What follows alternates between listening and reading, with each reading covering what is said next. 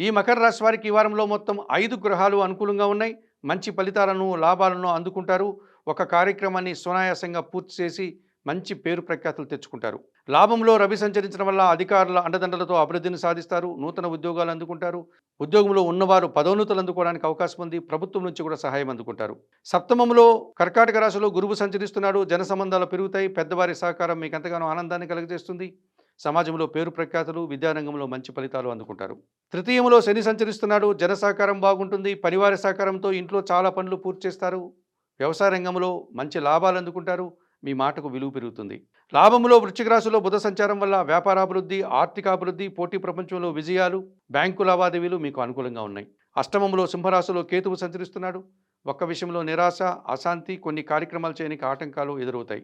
ఈ రాశి వారికి వారంలో మంగళ, బుధ, గురు, శనివారాలు అనుకూలంగా ఉన్నాయి. దానాలు ఇచ్చేటువంటి క్రమంలో ఉలవలను బాగా ఉడికించి బెల్లం పొడితో కలిపి గోవులకు ఆహారంగా దానం చేయండి. స్తోత్రపారాయణ విషయంలో గణేశాష్టకం చదువుకోండి. ఆలయ సందర్శన కార్యక్రమంలో భాగంగా మకర రాశి వారు గణపతి స్వామిని సందర్శించి నమస్కరించుకోవడం వల్ల మరింతగా మంచి ఫలితాలను అందుకోగలుగుతారు.